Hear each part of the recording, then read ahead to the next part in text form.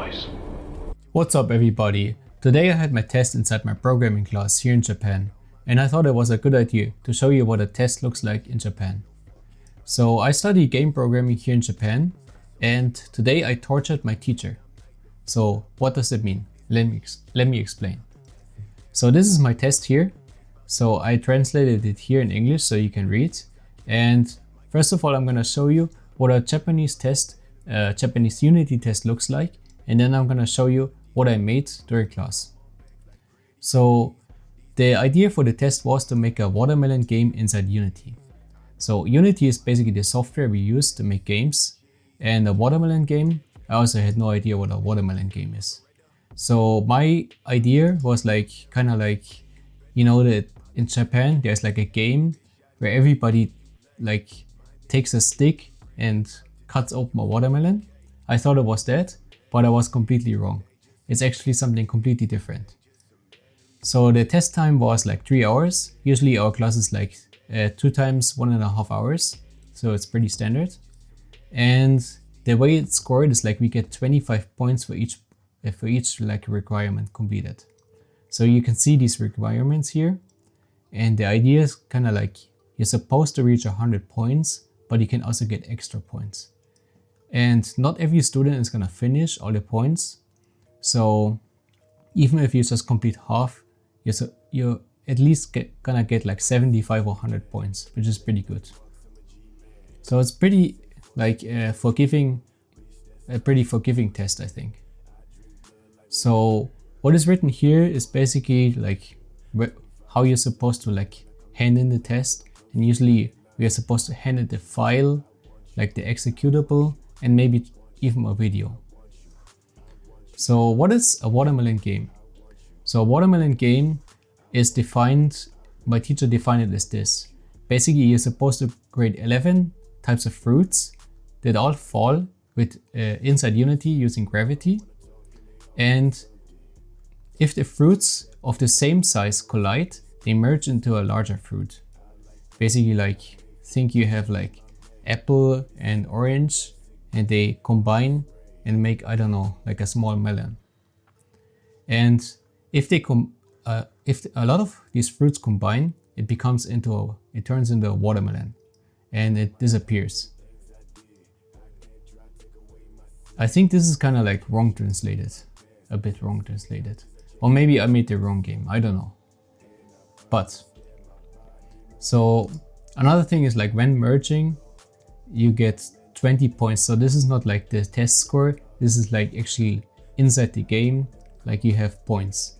And when you like get a watermelon, you get 100 points. So you have a kind of like a easy XP system inside the game.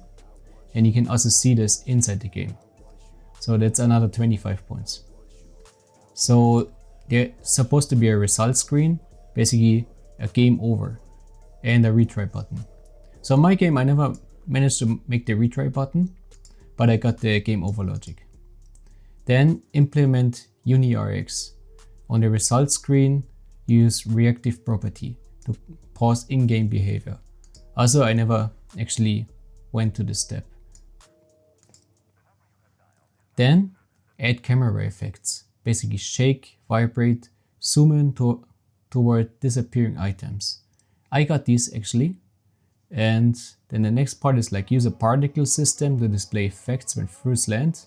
I also never got to this step. And then display the next fruit and allow difficulty adjustments, hard mode, soft mode. I don't know what my teacher means by soft mode. I think he means easy mode, but it's actually written right here, soft mode. I think his English is not that good, but I didn't finish that. So you can see, even though we had 3 hours time, I didn't finish everything, because like finishing everything, even for my teacher, I think is impossible to do. But I got most of them.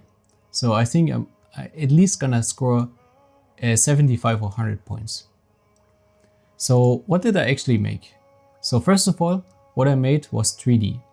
So the reason why I used 3D instead of 2D is because I want to kind of like make something that's gonna impress my teacher. So when he opens the project, everybody else makes 2D, so mine kind of stands out, right? Then I thought like making a torture chamber was kind of funny. Like imagine like a small room and my teacher is basically trapped in there and he has to make these fruits and these watermelons and they all stack up and they just become more and more and more. Kind of like that scene inside Harry Potter with these like golden like drinking things. I don't know what it's called in English. And then what I also thought was funny, like a text display kind of like in Saw. Hello teacher, let's play a game. Something like that. I thought that was funny. So let me actually show you my Unity file. So this is my Unity file. So I didn't finish everything. So the game is kind of unfinished, but it's still pretty fun. So let's actually play it.